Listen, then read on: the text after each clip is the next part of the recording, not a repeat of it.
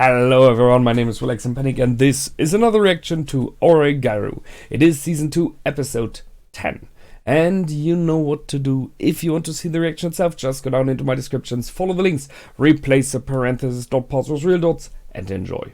Once you've done, feel free to come back here and hear my thoughts about this episode, so see you soon. For those that came back, welcome back. Okay, I wrote quite a lot this time. Which is mainly because this episode was split in 2 parts. And there happened quite a lot this time, which I like. So here we go. We started off with an explanation for what happened last time.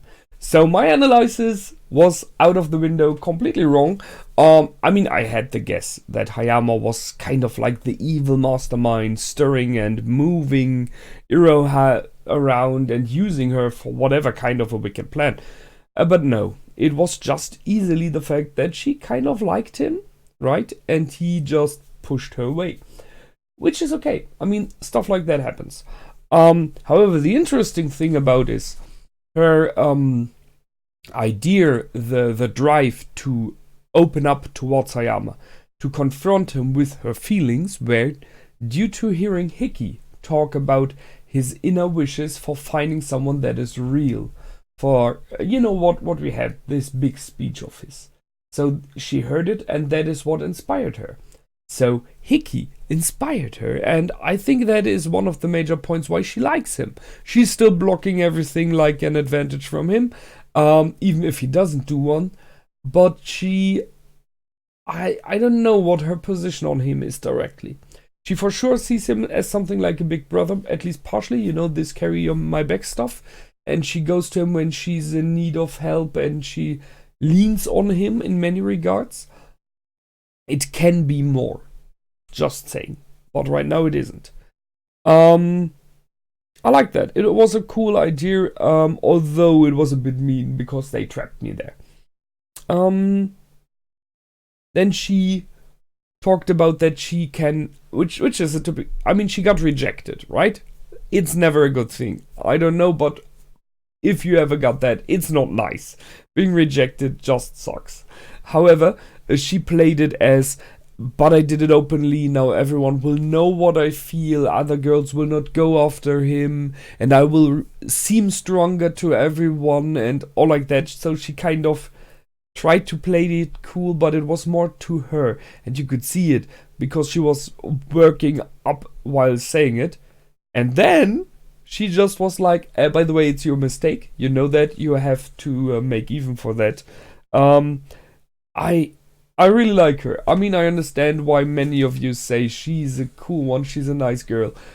She is playing him quite a lot. So that was an interesting beginning, and as I already said, we had him starting with Komachi all the time, and now it's him and her and Iroha. So there might be a change. I'm fine with that. Then we went for the solution for the whole scenario of the Christmas event, which is another one. So in the end, they gathered in the club room and they made like an alliance, a pact there against all those loudmouthers, and an conference where they say what they want and are not longer rushed over. So the main problem, and you could see it later on, was that those mouth breathers in the room were working together. So there were 4, 5, 6 of them. Just if one of them said something, they're just saying, preach it. Yes, exactly, that's it. So you were always alone against 6 of them whenever someone opened up and tried to change. So by making this talk in the club room before, they were sure they got each other's back, as they did then. Because as we were in the room of this conference later on, we had multiple people trying to talk, and it was needed by all of them that the other side finally got it, that they are no longer in power, that they are not the majority. So first we had Iroha saying that she wanted to do something, she got a plan, she got an idea, which, by the way, in many ways, this episode is the big thing. she has evolved, she has grown, she has changed so much from the I don't really want to do anything girl, just don't step on toes, right? I always want to be liked by everyone. She changed to I got a plan.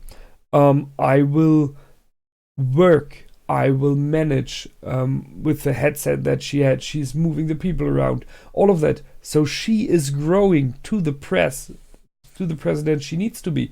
I really like that. That's cool. You see a development. So she started off and got kind of shut off. Then Hickey started off reflecting how that you shouldn't behave in a specific way, which was very much his way, right? Then we had Yuki, which I liked, stating to them that they are pretenders and try to just use words they learned and to act like they are cool and just to play like they know everything. So stating pretending isn't the thing, which interestingly is very much like he talked about stuff he knows about. She talked about stuff she knows about because she made it wrong in the past as well, here or there. And when they were kind of shocked by that direct approach, which was needed, then we have Yui coming in and kind of softening it up a little bit and be like, okay, let's work together. We do both sides, stuff like that. It was needed, it was necessary. I'm kind of surprised it worked. But okay. And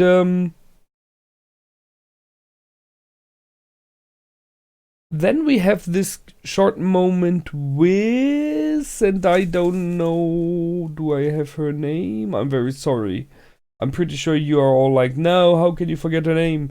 The girl from the past of Hickey. The one that he once tried to date. We have a moment where she's like, I will still not date you, but we could be friends. And that is a major step. I mean, she states to him, you have grown, you have changed, you're different now. And I kind of like the way that you are. And she bring out a very cool sentence. If someone looks boring, it might be the viewer's fault. Interesting statement. I mean, I can see that. Someone looks boring to you because he does not share interests that you're interested in, or he does not show stuff and interests and hobbies and whatever that is interesting for you.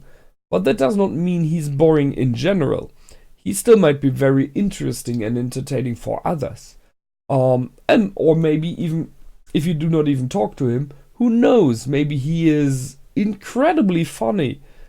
You just will never know. So I see that idea. I like it. It's a cool viewpoint. Then we have Rumi as well. It's a strange episode. It finishes up so many plot lines here. We have Rumi pushing Hickey away, but not wanting him to go away. It's just like a man. That's just me. I do that. I don't want to show that I need someone. And when he gets it, he stays with her, and she even says she wants to be called by her name and not by hey you. So there is a closing in, a friendship forming as well. Someone of you mentioned it in the last comment, second last comment somewhere, that Hickey, possibly due to his little sister, is surprisingly good with smaller children, out of the age of his sister, even younger. And quite good at caring for them and working with them and playing with them, spending time with them. So who knows where this is going?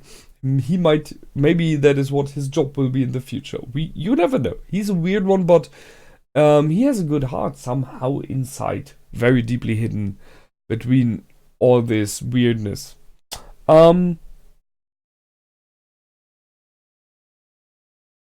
Yeah, then we had the event itself, closing in and finishing. I really like the way that they did it with a song and just showing what's happening. You don't need speech for that. You don't need word for that. You could see it was going very well. The cake that was being done, the little girls and boys, I think it was mainly girls, right? That did the entertainment, the theater piece. I'm not really sure what the mouth breathers did there. They were just standing around, I think. But who cares?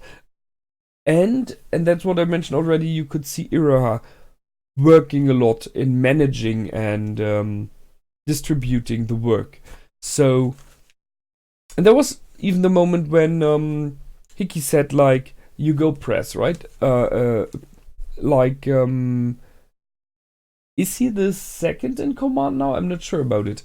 But even he realized, okay, she is in it now. It works. And you could say that's kind of what he did as well. He inspired her for different stuff, and he showed her how to do it, and now she is starting to feel it's going, right? I really like that. So once all this ended in the middle of this episode, it was like, strange. What else will go on now? And we are back in the triangle. That's what's happening. So he got a new cup, which I like. It's I mean, it is more than just a gesture. It is this moment. He had a paper cup all the time, while the girls had real cups. And by giving him a real cup now, it is this: you are no longer using a paper cup. You are no longer a guest. You are no longer jumping in and out. We don't know if you stay. When you put a real cup there, you stay. And that's the thing. It is a major gesture. I don't know if he got it, however. And they even put this weird punsan on it. Seeing that the girls had their very own stuff on their cups. And Ponsan is a weird looking panda bear. It's fitting. But additional, don't forget that as far as we know from the last episode, the girls like Ponsan very much. So it is, you don't give a symbol that you like to someone you don't, right? So there was a moment that you could easily miss if you didn't look closely. Then they talked about this request, so he wanted to thank for that, which I like. The fact that he's thanking for the help. So it's not like they did it and he just doesn't comment it later on. He's thankful, but he doesn't say it. No, he openly says, thank you for your help. I really like it that you helped. So that's a positive thing. I like it. And then we have Yuki saying, we are not finished. I accepted your request, but we are not finished yet with it. So I'm not completely sure what this is referring to. Is it the whole president situation of helping the president, the helping Iroha in general, or is it something else? I don't know.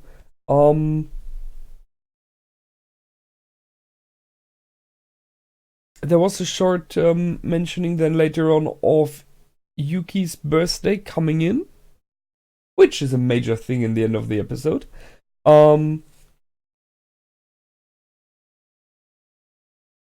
we had Hiki going out with both girls separately. Going out, he was in the train with her. And I don't know, I'm really not sure if there is any triangle now or not, because both girls, in my opinion, show that they are interested in him. I just don't know how much. And both showed when he took the bag of Iroha that they liked that as well. You could see it in their faces. They liked him taking the bag when she was asking for it and she was feeling down there. So I really don't know where this is heading. All this triangle, is there any relationship forming or is it just friends? That never happened, right? It's the part of the title that never happened. However, you Hachiman, yeah, you stupid dipwit Hachiman, nice one. That was a nice sentence. There are people who just ruin the atmosphere by existing. Yeah, we know those people. I could talk about that, but seriously, we all know those people. Um, I liked the moment with Yuki in the train when she said his name and he turned around. There was not much before, right? They were just standing next to each other. And he turned around. She was standing there in front of him. It was two things there in this moment. One is, look at me, see me, recognize me. I am here. Here, it's me. And then those words of her while the door closed. I look forward to this year. That is a major thing. And she didn't say it to in general, she said it to him. So it is something, it's a compliment and it's a major one. It is this, she didn't say due to you, but it was, you look at me, I look forward to this year. It is clearly destined to him. Hickey did something in the past, in the times they spent time together, there's a friendship forming, and she says, I look forward to this year. Positive attitude, and I want you, Hickey, to know it is at least partially due to you. That is a good thing, a really great thing. I like that. Really felt good. And then we had this going out with Yui that was mentioned in the last episode, I think it was, that they will spend some time together as well. And you can clearly see that they're having fun. He was looking at those glasses there, however. I'm not sure why. Maybe I missed something. I don't know. These open glasses, which are open at top and closed at the bottom. And then they ran into Haruno and Hayama. So that was surprising in the beginning. Those two together, that's not a date, right? Because we know from the past that those two have a very strange relationship, and they are there on a on a going out with the parents, both of them. So all of that was like okay-ish, kind of a bit weird, but okay-ish. And when they sit down, this is not knowing what it was about. The fact that Haruno called her sister and said, hey, come over, is like, hey man, he's going out with another girl. That's just wrong, right? It feels weird. It feels wrong. Seeing, however, what that day was, there might be a different angle on it. Because seeing it is the birthday of Yuki, Haruno is like, Yuki, your friends are here. You should spend time with them. It's your birthday. Spend time with those you like. So you can see it from two sides. I'm not sure which one is right, but somehow it feels in this episode, to the end of the episode, like Haruno is really caring about her sister and trying to help her out here. I might be wrong, but it feels like. So she's inviting her over. Yuki's coming over, surprised by the fact that Yui is there and realizing, oh man, I stumbled into a date. Or something like that, you know. Time together. I stumbled into it. It feels weird. She feels not so good in this moment, which I can completely understand. I don't know if Haruno didn't knew what it was, but yeah, whatever. So there we are in this strange situation. Hayama is even making a stupid comment like she rushed over, which points out to she wanted to see Hickey. She rushed, she hurried up to see Hickey. And we had this moment of, I'm looking forward to the next year due to you. Before that, so it makes sense. There is something. So, and he's even aware that he shouldn't have said that, right? And then we have the appearance of Mom. So, kind of waited for that. On first view, she looks like a nice person, right? She's smiling, very positive attitude, nicely dressed, very traditional, and from what she says, it all feels very positive. So, oh, so nice you're here, so you're her friends, always stay her friends. It's all very, very positive. So, it does not completely fit the person that we knew from the stories that we heard so far. The one controlling and in power and everything. But then, we have seen Haruno, who is always the likable one. And we know that the mother is someone who is known for knowing how to manipulate people, how to be nice, how to play nice. You want to be liked, right? So what we see is the outer facade of her. It might be her in herself. Maybe what we got so far is wrong. Don't know. But she seemed to be a nice person to this moment. And then we have this comment which changes everything and which knocks everything out. It's Yuki's birthday. So it's like, let's go back to the others. Hey Yuki, you should come as well. It's your birthday, right? So, are they meeting for the birthday? And the only one not there is Yuki? What the heck? Or are they meeting at Yuki's birthday? Which is not good either, because, I mean, it's your daughter's birthday. You shouldn't go out on business meetings with other people. You should celebrate your daughter's birthday, right? So both options are not good. Both options show you massively something is wrong there. So either this is or was a meeting for her work, then that's a bad thing because, as I said, celebrate your daughter's birthday instead. Or it is the birthday party of Yuki, and the one not there is Yuki, which is a clear sign this is trouble without end. So, all not good. And she said, come along, everyone else is waiting for you. And we have, and I got that, the moment where Haruna said, don't. To Yuki, clearly, don't. So, how to analyze that? What does that mean? I kind of hope and guess it means don't go. Don't go to this party. Don't go with mom and us. We are leaving. They are leaving, right? They're following the mother. But you, little sister, don't go. Stay here. That's what I guess it means. Stay here with your friends. Here where you are safe. Where you feel warm and loved. Where it's good. And if that is the way, then Haruno is turning more and more into a positive side, right? Looking out for a little sister. And I would really like that. Maybe I'm too much sugar-coated there and want to have a happy ending, but I kind of hope that's it. So, what a great episode, as I said. There's a lot in it, small details, very much the cup as example, right? The small details you could miss if you don't watch carefully and understand deeper meanings. And that is what this series does really good. And I, once again, can only thank you for saying, watch it. It's good.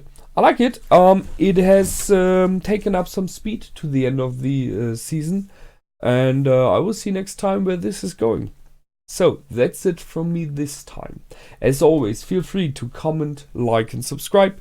My name is Relax and Panic. Goodbye, and out.